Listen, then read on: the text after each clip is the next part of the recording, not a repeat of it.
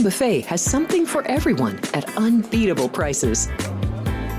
Or, if hunger strikes in the middle of the night, join us at Coronado Cafe.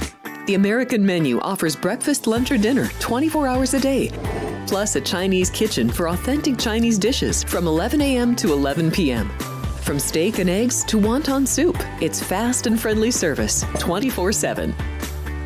When you need a quick pick-me-up, you can find it at our state-of-the-art Starbucks just inside the main South Point entrance. Order ahead with the Starbucks app for easy mobile order pickups.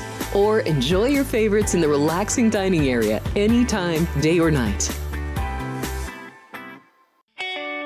If you love Mexican food, Baja Miguel's has all of your south of the border favorites. There are dozens of classics to choose from, like fajitas, ceviche, chimichangas, tacos, and more. And for spirit lovers, Baja's colorful non-smoking tequila bar is right outside.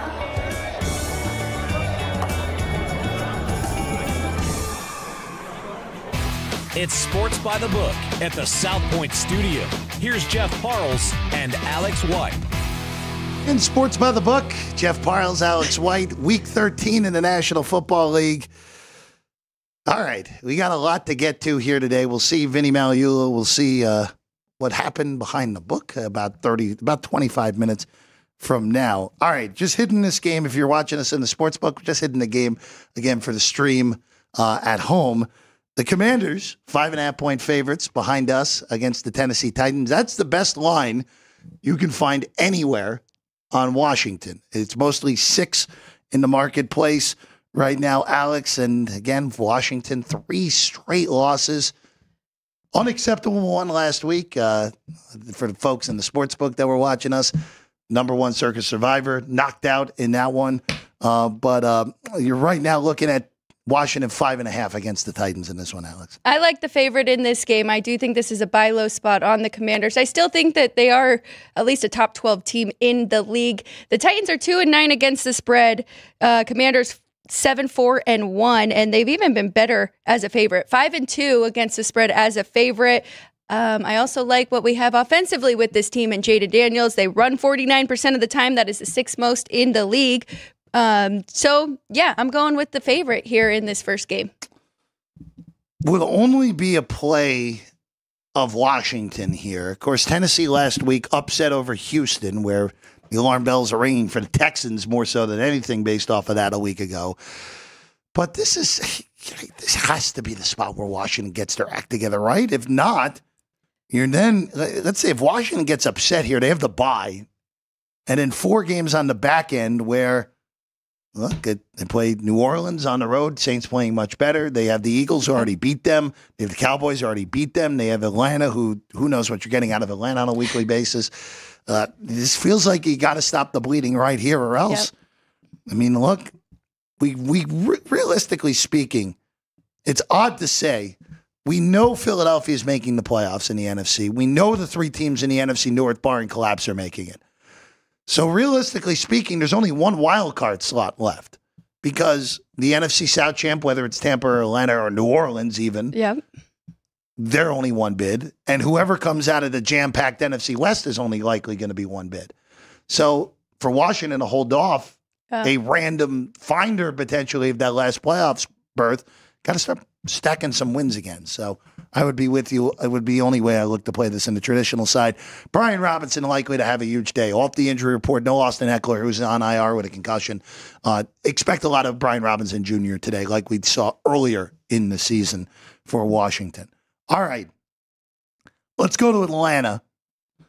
And boy, this in the past would have been even more of a ridiculous feel because at least the Chargers are well coached now with Jim Harbaugh.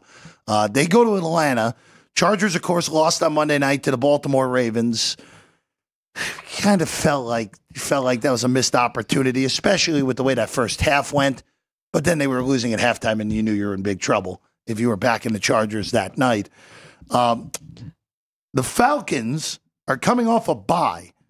But what Atlanta did the previous 2 weeks before the bye was a disaster. They got annihilated in Denver, 38-6 by the Broncos, and quite frankly, the game wasn't even that close. The week before, they lost to the Saints, who were on a 7-game losing streak entering that game. And Atlanta, who after beating Tampa twice in the month of October, looked like, all right, this is really going to take some epic falconing in order to mess this up here this year. Well, they're well on their way because the Bucs have gotten within a game, and the Bucs have as easy of a schedule as I've ever seen the remaining month plus of the season. It's Chargers 1. This game is toggled between Chargers 1 and pick, and the total is 47.5 in this one, Alex. I think that this is just too close to that Monday night game for the Chargers. Then they have to travel. So I think this is a tough spot for them. I lean to Atlanta here, coming off a bye, getting things together. And those two teams you just mentioned, yes, the Saints were on a losing streak, but they are a pretty good team. And now having Derek Carr back. And then the Broncos, we got to start giving them respect. They are a top 10 team now, especially defensively. So I do think that it looks better now than it did at the time with those losses for the Falcons. I think they can get it together here. But my best bet in this game is the under. Now there are no 48s out there, but I think you're still okay at 47.5. This Chargers defense is still really good. They're number 1 in points allowed. And while Atlanta's defense has struggled as of late, I think it'll help coming off the bye. I think it'll help that side of the ball even more. So under for me in this one. Yeah, there's not much to be had here. Now, injury-wise for the Chargers, no J.K. Dobbins for at least a month. So Gus Edwards is the guy you're going to be looking at as the number 1 running back. And again, this is a team that has really needed the run attack in order to be right. Yes. So far this year. By the way, Chargers play Kansas City next week. So at least that game is at Arrowhead on Sunday night next week. I am willing to go down the board this week on anytime touchdowns for the Los Angeles Chargers. You have Kamini Vidal, who have scored a touchdown against the Broncos earlier this year at plus 425. I think you can do better than that in the market. I'm going off of DK's numbers because they're the most accessible on the laptop. And then Hassan Haskins at plus 450. If you can get north of 5-1 on either of those guys, I think I would take a small bite of the apple on both of them. Again, Gus Edwards is about even money. I don't know if I love that. But again, the Chargers are going to have to rely on running the football in this game. And also, one other thing, Atlanta's defense has been very soft the last 2 weeks. Yes. And I just wonder if Atlanta's defense actually shows up. Because what happened against Denver was gross. They just got crushed in every facet of that game. And you're right, Denver, look, Minidar will claim that I hate the Broncos more than anyone. But I have the Broncos at number 10 entering this week in my power rankings. So Denver clearly is not a fluke at this point. More so because I think the defense is more real than Bo Nix, but we'll get into that a little bit later in the show. I don't hate that Gus Edwards at all, but I will say Atlanta's defense, just looking at number-wise, they are worse against the pass, 26, and they have been letting Justin Herbert throw it more, so I like your going down the board even more. I also like Mooney for the Falcons side, if you wanted to take a shot there, because he is leading the team in receiving yards and has 5 touchdowns on the year, so that would be the shot on the other side. Yeah, the bye week definitely helped, at least Atlanta health-wise, because London was banged up pretty good and now is fully healthy entering today's game. All right, let's go to Cincinnati next. And Alex, I think we got a case of the wrong team favored in this one. Pittsburgh is a 3-point underdog at Cincinnati in this one. Now, I know the Bengals were a little bit backwards on the numbers here because Cincinnati's offense still has to be power rated as a top 3 offense in the NFL. There's no doubt about that. If the Bengals were 7-4 instead of 4-7, I think Joe Burrow is your MVP favorite right now. That's how good Joe Burrow has been, but he has no chance because that team just continually finds ways to lose. Now Pittsburgh's coming in off a loss. They were favored in that game. It was also a brutal spot. We talked about it all week leading into that Thursday night where Tomlin is better as an underdog. He's terrible on road Thursday night games. He's terrible within the division on Thursday night, period, regardless of where the game is. It was a lot of things going against Pittsburgh in that regard, and they lost the game. Now, you have extra rest. Yeah, I know Cincinnati has a bye week, but both teams are on extra rest. You know, if Tomlin is an underdog in the division, where Tomlin is awesome as an underdog, winning AFC North games, if you want to just take 3, I have no problem with that. But I'm going to be sprinkling on the money line as well. This actually was one I forgot to bring up to you before the show. I do like the Pittsburgh Steelers here today, and it's one of the two things I actually do like from a traditional sense here today. I agree. And the Steelers 4-0 against the spread as dogs. It's also just a bad matchup for Cincinnati, right? They have one of the weakest O-lines. Yeah. And even with extra time to prepare, I think they're going to have trouble here against the Steelers defense. So I'm with you. I like the points here with the Steelers and maybe even to win outright. If you keep saying a team must win, and they need this that bad, they must not be that good, right? And I do feel for Joe Burrow in that offense because they have definitely hung around in these games, but defensively, it's just been a bad year for Cincinnati. Joe Burrow is 27 touchdowns to 4 interceptions so far this year. Quarterback ranking this year in the NFL that is tied for second. Third in yardage. Again, I don't love yardage on quarterback-wise because you stack up yardage when you trail because you're just getting garbage yards. But Burrow has been arguably the best quarterback in the NFL this year, and he has no chance of winning the MVP because the Bengals, again, it would be an amazing accomplishment if Cincinnati snuck in the back door and made the playoffs. But I think they might have to win their last 6. And I don't know if the defense is not capable of getting it together and racking off 6 straight wins. Granted, we have seen it with this team in the past. Yes. Remember 2 years ago, they get off to a really slow start.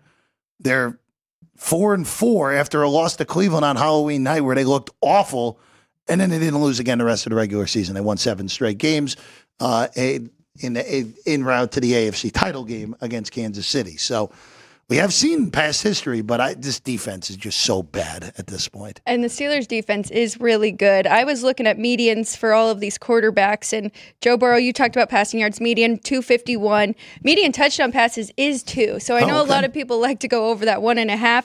Most of them are just at 1, but Burrow's had 12 passing touchdowns in the last 3 games, which is pretty wild. Is that okay, Alex? Is that good?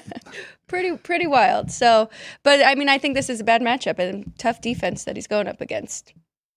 Yeah, it's Pittsburgh plus the 3 a play for me on that one. All right, let's go to Indy and New England. Foxborough, the site. 2 young quarterbacks, both guys who were picked in the top 5 of their respective draft classes. Drake May, Anthony Richardson. I will say this with Indy. Indy's 2.5-point favorites, by the way, in this game with a total of 42, which is the highest in the market behind us here at the South Point. Indianapolis, I thought last week, I know it ended up being an 18-point loss. I thought Anthony Richardson played significantly better than the numbers showed. There were 4 just absolutely horrific drops by his wide receivers, including a touchdown by Ogletree that would have made it a tie game early in that one. Instead, they had to kick a field goal, and we know what happened in that one. Detroit just Detroited them in the second half, methodically beating them 24-6. Now, this is, though, one of the tried and trues from Chris Andrews and his Uncle Jack, as we brought up on Wednesday this week. Home dog to road favorite. And there are a few of these. The Chargers were the Chargers were a dog. The Chargers were that as well earlier in the day. I don't know if New England's good enough to take advantage of that, though. I'm going to tread carefully in this game. This might be one of those, if New England hops out early and Richardson looks capable, that I take Indianapolis as an underdog in game. Right. I also would look to Drake May rushing yards again. We're just going to keep, even though that lost by legitimately a half a yard last week, Alex, we're going to keep hitting that until those numbers are too high. Again, you're dealing with an awful offensive line in New England, as we know, and May's going to have to at least make some stuff happen with his legs here this afternoon. May right now, again, you're bordering on it at this point. It's 31.5. I think once you get to 35, you have to stop betting these on the Drake May rushing account. You are right about that offensive line. They allowed 18 pressures and 5 sacks in that loss to the Dolphins last week. But I was leaning to the Patriots. Okay. I like what you just said about the Colts and now being a road favorite here. So it would be Patriots or pass for me. I also like Stevenson over his carries. It's 13.5. I did take some of that. His median is only 13, but if you look at the games, he went over that in 3 of the last 5 games, and those were all competitive games. 2-1 record in those games, and then they lost by 5 to the Rams. So the success is easy. They got to get their run game going. That comes down to the offensive line and playing better. But the other thing is no Josh Downs. in this game for the Colts. And although he only had 27 yards in that game that you talked about against the Lions, he was targeted 7 times. So he is one of Richardson's favorite targets. Yeah, Downs has been a guy who Richardson has really liked over the years. It just, again, this is a weird matchup, honestly speaking. Again, well, and I agree with you. So I only jumped in on that Stevenson over 13.5 carries. I think it's a good in-game. One way or the other. You get a better number here. Yeah, I'm curious to see how New England looks. Look, they've limited talent. I'm a little bit surprised of how people have gone really just like Gerard Mayo doesn't look like he knows what he's doing. Now, last week was bad. There's no arguing that. After the first quarter, New England got ripped to shreds. But I can't really feel bad because that's what Miami does against bad teams. We know what the Dolphins are. Dolphins are going to look like the greatest team in the world against bottom-tier teams, and they're going to look like they don't belong on the field against good teams, like the case was Thanksgiving, where Green Bay really crushed them the whole way. So that's just what the Dolphins are. And for New England, they were just the next one of their line of victims for the finesse bullies that are the Miami Dolphins. So I really want to bet some Richardson stuff here today. I know the numbers were not pretty last week, but there has been an obvious improvement for him these last 2 games watching. Obviously, He ended up playing a great game against the Jets after not looking good early in that game. That might also have to do with the Jets, but that's a different discussion for a different time. But again, he was 11 of 28 last week. That was not an accurate picture of what he was last week. There, again, like we said, multiple drops, including multiple big play potential for Indianapolis that were taken off the board because the receivers were not good a week ago in that one. All right, let's go to Jacksonville next. Trevor Lawrence is back. I'm a little bit surprised that Jacksonville is doing what they're doing with Trevor Lawrence. The season's done. Yeah. You're going nowhere. You're 2-9. Your coaching staff somehow made it to this week, by the way. I'm stunned they did not get fired during the bye because of how ugly it was in Detroit 2 weeks ago. But what's the point here? Trevor Lawrence's left shoulder may need surgery. You're even if you win out, you're not making the playoffs. Like, right. Well, what are we doing here? If you're Jacksonville, let him get surgery, let him get healthy. You're paying him a ton of money now. I don't like that Jacksonville's rushing Trevor Lawrence back to play in this game. With the potential that he may need offseason surgery on a non-throwing shoulder. This is down to 3.5. This was as high as 5.5 in the market. A few weeks ago, Alex, I said I didn't think that the move was as much as the market dictated from Trevor Lawrence to Mac Jones. After watching Mac Jones, I don't know if this is enough of a move from Mac Jones back to Trevor Lawrence. That's how bad Mac Jones was in his multiple game outing. Houston, of course, coming off a bad loss last week. There's a lot of 3 in the market now on this one, too, Alex. I'm curious your thoughts on this game. Well, I did jump in on the Jags earlier in this week, so good. I got 5 here with the dog. This Houston Texans team has just struggled. They've lost 3 of their last 4. Their offense is not the same as it was last year. I will say, though, if you're looking at prop bets, go with Joe Mixon. He's leading the team in touchdowns right now with 11 after missing 3 games. So they are leaning on their run game more. C.J. Stroud, median passing yards, 241. Median passing touchdowns, just 1 on the year, which is a big difference. Trevor Lawrence, it looked bad, but looking at his numbers, really, it's dropped from the last few years, just completing 61% of his passes, 7.3 yards per attempt. It's not terrible. It's the 11-6 ratio that has really hurt them. But I think this is a good spot for them at home getting points. I don't love it that it's dropped this far, but still, if you're getting that hook there, I'd take a little bit of the 3.5. Yeah, it's just at a point here where there's 3 juiced in the market on Houston, by the way. It's like 3 minus 115 in that pocket on the Texans. I don't know what to do here because can the Jags be as bad as they really were the last time out? No. We always know, not as bad as you look one week, not as good as you look one week. 52-6 is, that's Georgia playing UMass in normal years, Alex. Like, that's how bad that is. And you just don't see that type of butt whipping in the NFL. You just don't see it. And I just wonder, this coaching staff's not coming back. You're 2-9. You're coming off a bye. Do we get the effort of, we're just playing out the motions these last 6 weeks to get to the finish line without significant injury? Or is it we got destroyed last time out? Let's show some darn pride here. If it's the second, I think Jacksonville wins outright. If it's the first, I think Houston wins by at least 2 touchdowns. Again, this is like a classic bounce back spot for Houston. They had a horrible loss last week where Tennessee, a team that had covered one game and had 1 win going into that, or 2 wins going into that game, you can't lose that game. If you're a legitimate playoff team, you're not losing at home to that Titans squad, and Houston did. So you have a lot of interesting factors. 5.5 was good on Jacksonville. I wouldn't go this low at 3.5 now. Well, and there's always that too, right? Is this a buy low spot for the Texans, a get right spot for them over a bad Jags team? I do think that they will have pride though and show up for this one, especially coaching staff, probably knowing that they're on their way out and might need a job somewhere else next year. So definitely on their way out. We know that. Still stunned they made it through the week, in all honesty. I thought they would have been well on their way out already before that. All right, let's go to Minneapolis next. This is a low-key, really interesting game between Minnesota and Arizona.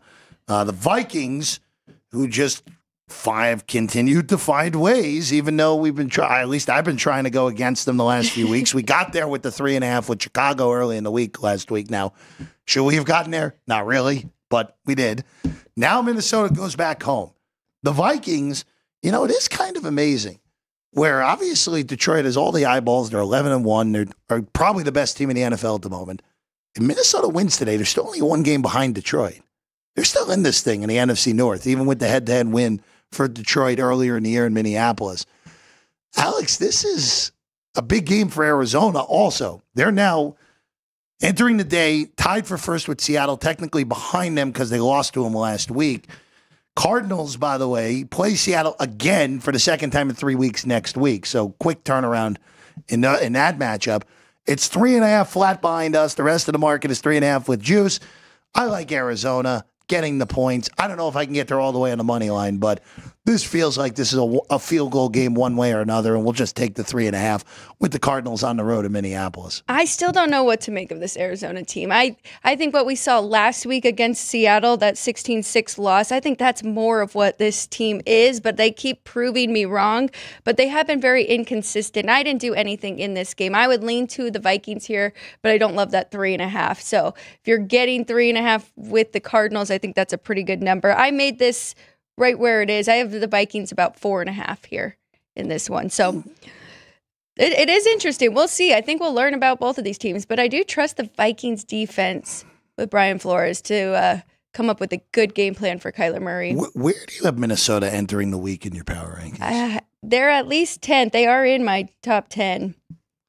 Because again, Ryan and I did ours a little differently because we didn't have a show on Thursday. Entering Monday night, which actually did not change much other than moving the Chargers down, I had Minnesota 9th. I have them tied at 8th with the Chargers. Okay. Yeah. I have Minnesota slightly behind both LA and Pittsburgh right now at number 9, but still ahead of the Broncos. Sorry, Vinny there. Sorry on that one. Broncos did make my top 10, tied with the Bucs at 10. But I will say Kenny White has not put the Vikings in his top 10 yet. They have not made it. Well, it's interesting because Chris has brought up Minnesota's likely peaked, that this is just the downswing for the Vikings. And look, for Minnesota, that was, even though it should never have gotten to overtime, it's still a good win that they got on the road in division a week ago. Until the last minute of regulation, they were really in command the whole way in that game against the Bears. I don't know. I don't know with this Minnesota team because it's 4 straight since the back-to-back losses. It's 4 straight wins against Indy, Jacksonville, Tennessee, and Chicago. Best team I mentioned is probably the Bears. Yeah. And the Bears obviously are this abject disaster right now. Yeah, especially with Indy playing Flacco in that game. This is a step up. This is a step up the next 2 weeks, and they're both at home. At least they get these games at home. Because Arizona and Atlanta are better than the 4 teams I just mentioned. But again, could be a fluky 6-5 with Arizona. I don't think it is, but it could be. And Atlanta is Atlanta. Yep. So it is the Kirk Cousins revenge spot, by the way, next week in Minnesota on that. All right, let's hit one more here, and then we'll take a quick break. This one I'm baffled by. I'm baffled by the fact that the bettors are doing this again. The Jets host the Seahawks. Coming off a bye. The Seahawks opened 1-point favorites in this game. They got bet to 2.5. Okay, I thought that move was okay. Now today, it's one-way traffic on the Jets to Jets being a 1.5-point favorite. Look, Breece Hall, by the way, will play. That was a question earlier in the week. Breece Hall is not worth 2.5 points to the number, as good as he is. Alex, my theory on the Jets, forget that I think they're terrible. The Jets are 2-0 on Thursday nights this year and are 1-8 on every other day of the week so far. I don't think that's a coincidence. The more time this coaching staff has to prepare for these games, the worse for what the Jets are. I think that, and again, those 2 wins on a Thursday night kind of just show, all right, this team still has talent, but they're not a team. They're just a bunch of contracted individuals who happen to be wearing the same jersey. Seattle, look, that was a good win last week. Going back and looking and watching that game over again, I thought they were a little bit fortunate, actually, because you had a pick 6 on whatever the heck Kyler was attempting to do in that play. They didn't score an offensive touchdown in that game. But when this is all said and done, you're giving me a chance to fade this Jet team, and I'm getting a plus price to do it now. If the Jets beat me, so be it. I'm on Seattle now at the plus money line. And also Seattle is in a teaser that I'll mention a little bit later. That is the way that I would play this, is Seattle here, plus the points or the money line. Might as well jump in there to win outright. But the most impressive thing is, yes, Geno has thrown some bad passes, but the offense has been pretty good all year. It's been their defense. But coming off of the bye, they've won 2 in a row, and really their defense has been better. They held the Niners to 17 and the Cardinals to 6. So if they can keep that defense going, I think this team could actually win that division. Right now, they're in first place. They're tied with Arizona. Just the tiebreakers favor Seattle right now. And again, that plus 110, that is a juicy number on Seattle. Again, it is also Geno Smith revenge spot also, as you know, Alex White. But this is, I don't get this from the bettors. And look, they did this against Arizona 2 weeks ago, and we said the same thing. And Arizona won. That game was over after one drive. So we'll see how this one plays out here today on the Jets, at the Meadowlands. All right, let's take a quick break. 2 minute, Drew Dog. We'll do 2 minute, and then we'll bring our friend in, Vinny Magliulo. Give us an update on what happened in the $25,000 jackpot card. Also, the carnage of college football and everything that's going on today behind the counter. With Vinny Magliulo when we get back. Sports by the Book on a Sunday. If you're celebrating a special occasion or just love fine dining, you're in the right place.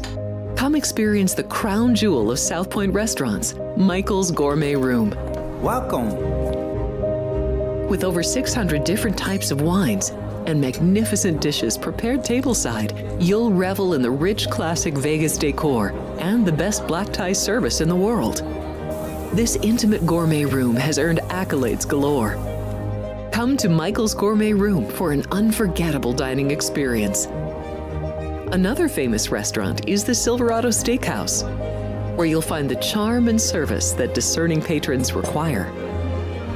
From top quality steaks and chops to fresh seafood and desserts, you'll love the award-winning wine list and menu at Silverado Steakhouse. Steak lovers have even more options with primarily prime rib. Catering to hearty appetites, the menu features a variety of flavorful prime rib cuts, dry-aged to ensure tenderness, and then seasoned and slowly roasted. Although prime rib is our specialty, it's not the only thing on the menu. There's something for everyone. And if you're craving a taste of Italy, come experience delicious Italian cuisine and the attentive service at Don Vito's. Our culinary team starts with the freshest ingredients and transforms them into traditional favorites. And don't forget Italian desserts. Don Vito's. Savor the taste of Italy. Finally, if sushi is more your style, join us at the popular Zenshin Asian restaurant and sushi bar, where we're serving up the freshest sashimi, nigiri, and sushi rolls.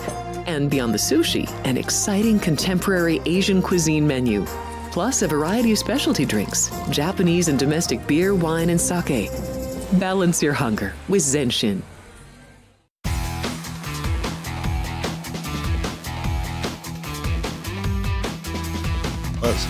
Welcome back in Sports by the Book.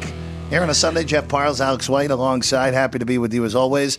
And now joining us, our good friend, Vinny Magliulo, who, look at this, instead of, he has his laptop in front of him, but actual technology also on the desk here for Vinny today. A little bit. Yeah. In fact, but I'm actually don't touch that. I'm actually trying. Don't touch that. Trying to figure out what is this? Looks like a video game. You're gonna change the colors behind us if you accidentally hit the wrong button on that. Really? Yeah. Okay. Every time I come in here, there's another device. It's amazing. Good morning, everyone. How's everybody today? We're doing well. So counting your money like everybody else, as you can tell by the lines behind us. Well, I will tell you. Yesterday was a very weird betting day for both of us on the desk here. By the way, Keith Lyle, we're coming after you tomorrow. Just letting you know.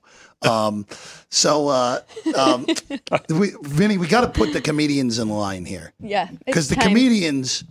Keith Lyle and Frank Nicotero, of course, Punchlines with Frank Nicotero Monday through Friday, back after a week off on Thanksgiving week. Do not understand the don't tell a bettor congratulations before something is won. Oh, they don't understand. What did they? And did they also say, see, those are the people that they would also write tickets and say good luck. That's like a taboo. Well, it's not as bad today as it was. Yeah. When Chris, Jimmy, and I were breaking in. In fact, I had a writer one time. A guy blew up at the window, and he was yelling at her for saying. I said, "What's the matter?" She told me good luck.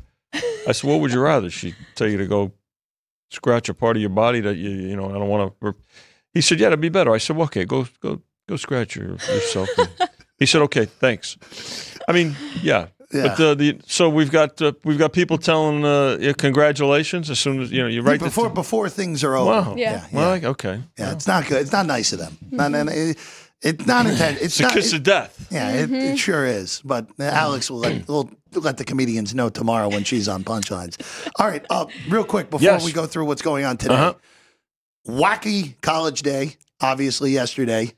14-1 was good enough to get a split of the card. Yesterday. 12 winners. 12 winners. Yesterday. Guaranteed. That's a little over 2K. That's a little over 2,000 apiece. I think that the primary loss was Ohio State.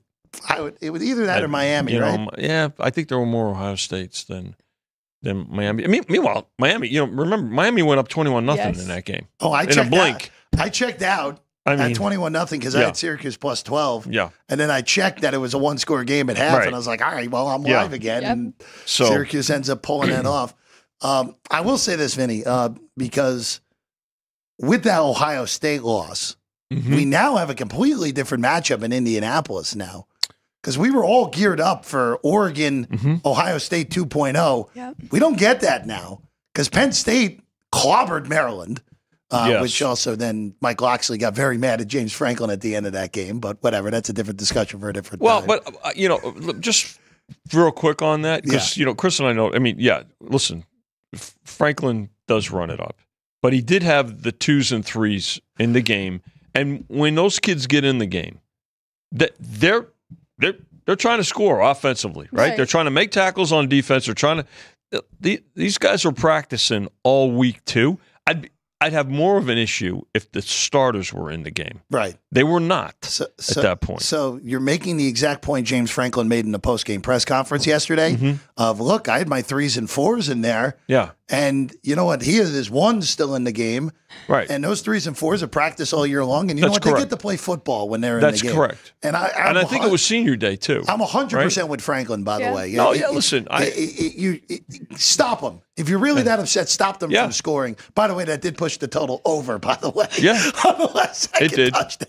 It did. Penn State already. So, listen, I don't always agree with, Coach Franklin in particular on some decisions. But if there is a game that is well in hand and you're putting the guys and the ladies, in respective sports, you put players in that have worked all year, that continue to work all week, then their responsibility is to compete. Absolutely.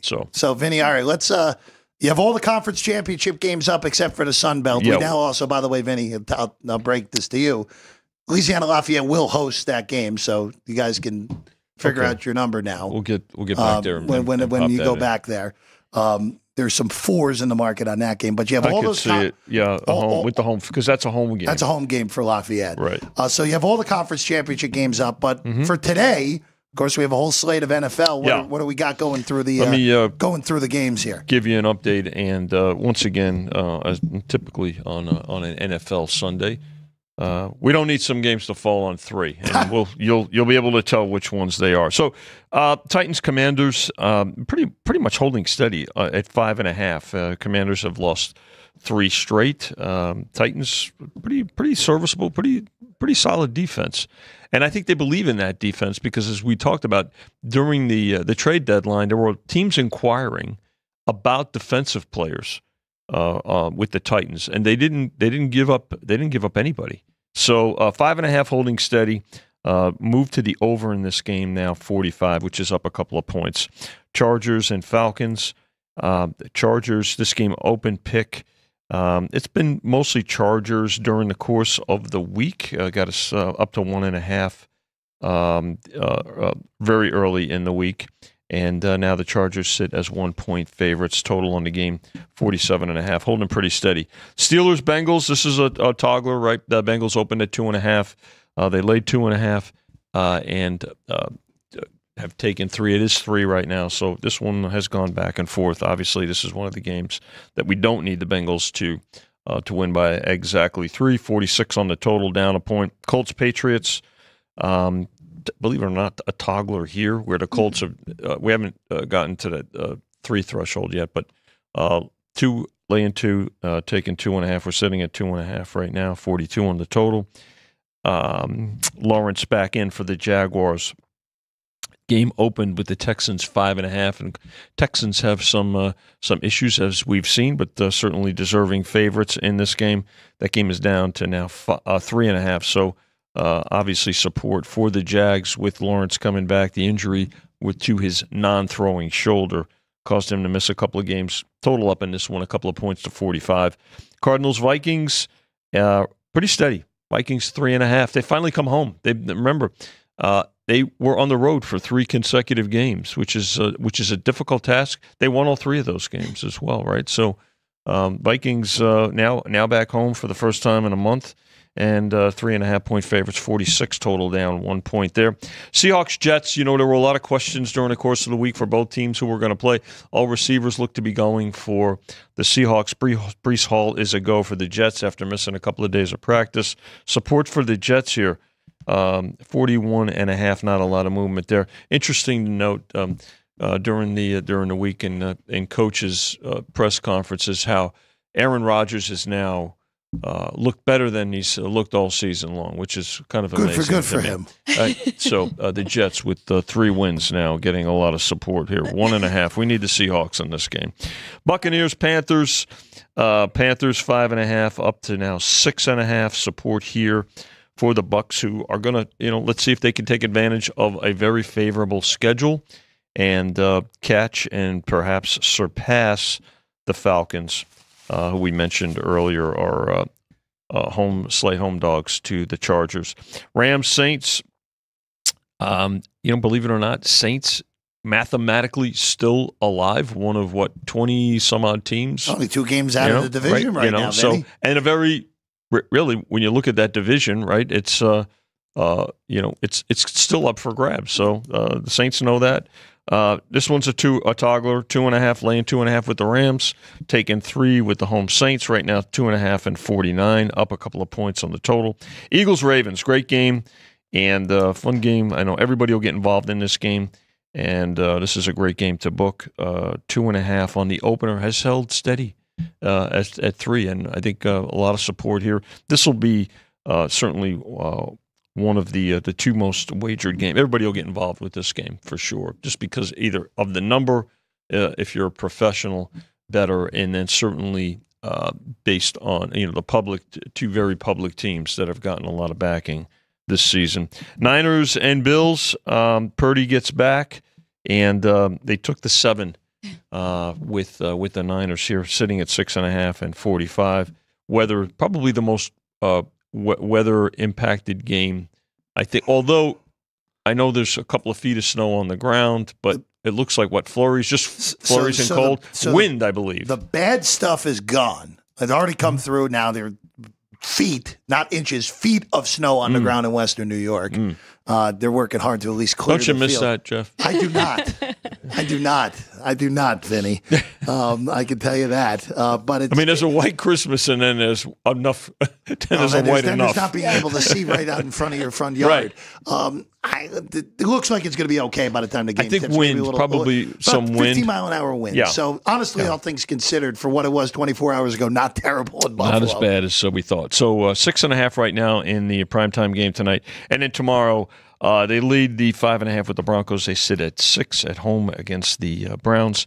And the total up just slightly to 42. So. Interesting game tomorrow night. It'll be interesting to see Cleveland off their big win. Denver has been awesome of late. We'll see how it all plays out there at Mile High tomorrow night. All right, Vinny.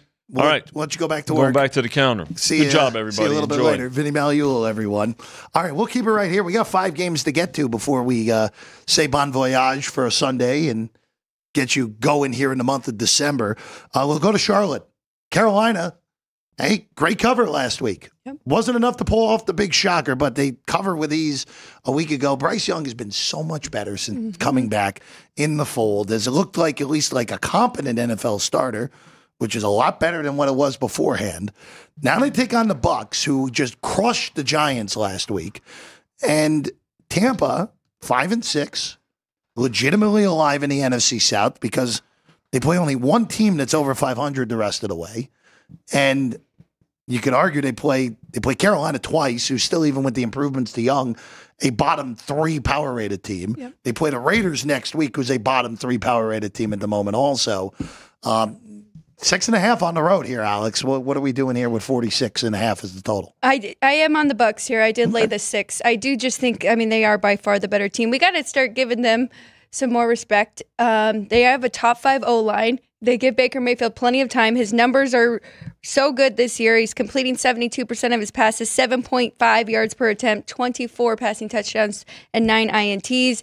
It was a big difference last week getting Evans back, and I think they'll just continue to improve. While Carolina has been feisty and Bryce Young has been much better, still 5.8 yards per attempt, 5 passing touchdowns, and 6 INTs. So not great numbers there. His last 2 games, he did not throw an interception, though. So he will continue to improve, I think. But I think Tampa Bay will take advantage here. Even though it is a division game, it is the first time that they are seeing each other this year. I'm not touching this game. I think this number's about right. But look, Carolina has looked like an actual football team the last few weeks. Ever since Young came back into the fold, really that 40-7 thumping they took in Washington. Since then, look, I know they got beat pretty good by Denver. Denver's defense, we know, is a high-end defense. Young was better in that game, but still lost by 2 touchdowns. The last 3 weeks have been much better. 2 wins mixed in there, playing KC tight. I'm not touching this. It wouldn't shock me if Tampa wins this game by 2 touchdowns. Wouldn't shock me one bit. Wouldn't shock me if Tampa needs a field goal to win this game. So I have no conviction. I'm going to stay off of this game with Tampa and Carolina. All right, now I got some conviction on this game. New Orleans will host the Rams, and this, I think, is the best case of the home dog to a road favorite, where I think it's best to take the team playing against that team. And that's New Orleans here. I like the Saints. I think this game should have came pick. And maybe I'm a little lower on the Rams than the market, maybe a little bit lower than I should be, but they're a pretty average football team this year. They just don't have the horses like they used to on defense. The offense is still solid, but their offensive line injuries have been really bad this year. New Orleans off a bye, playing much better since Darren Rizzi took over as the interim head coach, 2-0. This is the best teaser position of the day also, getting this up to 8.5. So I have a Seattle and New Orleans teaser, 6-point teaser, 7.5 on Seattle, Placed it this morning because of the move, and now 8.5 on New Orleans. And I have a sprinkle on the plus 120 money line on the Saints in this one, Alex. I think they will win the game, and they are going to give their fans a lot of false hope moving through the rest of this season here. I'm with you on the Rams number. I definitely think this game should be a pick, so it would be the Saints side. I went with the total, though. I really like this over. I think both offenses are going to get going, and MVS has been really good for Derek Carr. Last 2 games, 87 yards on 2 receptions and 109 on 3. You mentioned it. They're coming off a bye week, so I think they'll even get their offense going even more. Alvin Kamara has been fantastic for them as well, and the Rams are really bad against the run. On the flip side, the Saints, not good against the pass, and Matthew Stafford continues to put up really good numbers. His median on the year is 260, so they'll still be throwing the ball around, and when they have Cooper Kupp and Nakua out there, they can definitely put points on the board as well. But if you made me pick a side, it would definitely be the side you're on. New Orleans, again, still in the mix. Not dead. Only 2 games behind Atlanta and the game behind Tampa. It's still in play, as ridiculous as it is for a team that was 2-7 on 7 straight losses. Yep. They still have a shot, and they get Tampa the final week of the season, what could be an unbelievably important game if the Saints end up getting back into this thing. All right, now let's get the big boy. Let's get the big game here. Philadelphia against the Baltimore Ravens in Baltimore. It's a 3-point favorite here for the Ravens at home. Lamar Jackson against the NFC. We say it every single time. Yep. 23-1. The funny part is the only loss that he has against the NFC is the New York Giants. How about that? 2 years ago, the Giants beat them. Yep. Here's the deal. Here's the deal on this game for me. I think this number is spot on. I think these are the 2 best offenses outside of Detroit currently in the NFL. I think Philadelphia's defense is actually underrated at this point. Their defense is high end, and they have a better shot of slowing down Baltimore's offense than the other way around. I would only look to the underdog in this game because of the advantage on defense for Philadelphia. Now, Lamar Jackson has made a career out of making good defenses look bad. I get that. Derrick Henry did not score a touchdown, by the way, last week. First time of the year that hasn't happened. But when this is all said and done, the Philadelphia Eagles, to me, at the moment, even with how great Detroit has been, they would be my pick to represent the NFC in the Super Bowl at this current moment, even with the problem at head coach, because their offense is playing at such a ridiculous level because of Saquon Barkley and Jalen Hurts. Their defense has been great since the bye week, and I like them here plus the 3 points in Baltimore. I think this is a 1-score game one way or another, and I'll just take the 3 points, and if Baltimore wins by more than a field goal, so be it.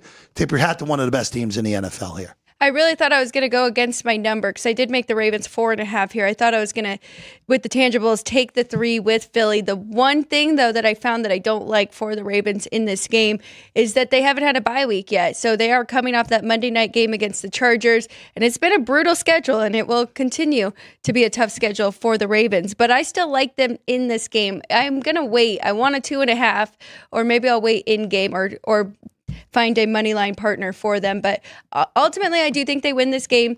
And everything you said is correct about the Eagles' defense. They are much improved. But when you really look at who they have played, you have to take that into consideration too. Cleveland with Watson, the Giants with Daniel Jones, Cincinnati. Yes, that is a good quarterback that they did see. Jacksonville, Dallas, Washington, and the Rams. So we'll see. This will be a test for them and see how much their defense has improved. I don't hate that NFC pick, though, if you can find a good number on them, because I do think they have a shot to win it. I think they have the best shot of anyone to go to Detroit and beat the Lions at this point. Well, we'll see Green Bay on Thursday in Detroit. Again, that first matchup between the two of them, turnovers were really the difference in that game. Will be interesting to see. But I'm on Philadelphia plus the 3 in this one against the Baltimore Ravens. All right, Sunday night. If you got the 7 earlier in the week, look, I think you did well here with the Niners. It's now 6.5 with Buffalo laying it. Brock Purdy is back after missing 1 game with that shoulder injury. Josh Allen obviously has been tremendous this year as the Bills are 9-2. First time in the Josh Allen era that he'd been 9-2. The weather again, if this game was scheduled, if the weather last night was happening when this game was scheduled tonight, this game would not be happening because of the amount of snow they took. They legitimately took 2 feet of snow in Western New York. They would have moved it because of the safety to get even to the stadium. Alex, I would still only take the underdog here.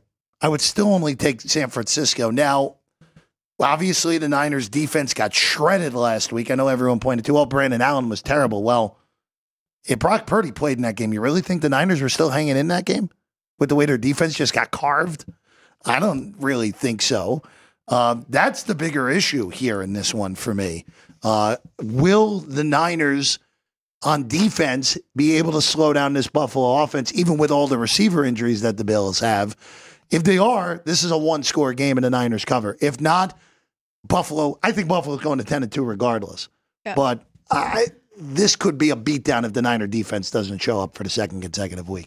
And my biggest problem here is not even the quarterback play, because, yes, it is an upgrade for Purdy, but we saw what happened with him last year without Trent Williams. So that's a big concern for me. They also don't have Bosa on the other side of the ball, so I still just think there's too many injuries here. I couldn't jump in on this game. I did one prop, Purdy, over 25-plus rushing yards is a good plus price, like plus 140. So, I mean, with the snow and stuff, I think we're going to see both quarterbacks really use their legs and run a lot in this one. So I'd go for either quarterback's rushing yards. Yeah, I had no problem with the Allen one ever. Because that's still, even with all of it, how great he is, Buffalo's best offensive play is still Josh Allen with his legs. You know, when I brought up about Mahomes was the favorite for MVP and I thought Josh Allen was a good flyer, I never took it. I missed that great number. Yeah, we never took Josh Allen. The only one that we have on the desk right now is we have the Jared Goff at 18-1, but I don't think that's going to get there. I really don't. I think unless if Detroit goes 16-1, that's the only way we're getting there on that. Right now in the MVP market, Allen is plus 150, Jackson's plus 250, Saquon's plus 475. Please don't bet that. He's not winning the MVP. He's winning Offensive Player of the Year unanimously, but he's not winning the MVP. And then Goff is 6-1, and everyone else is double digits at this point on the MVP race. All right, let's hit the last one Monday night. We'll have more discussion of this tomorrow. Alex and Kenny are back at 9 a.m. Ryan and I are back at 3 p.m. Broncos at home against the Browns. 6-point favorites in this one. Now, actually, still 6. There's some 6.5 in the market as well. Total 42. As of this moment, I don't have any plays on this game. I think the numbers are right. Yeah. I was looking for reasons to bet Cleveland, but I just think this, even with the extra rest, is a really difficult spot for them. I agree. I'm going to look for a way to play this under, whether it's the Browns team total, first half, or full game. So.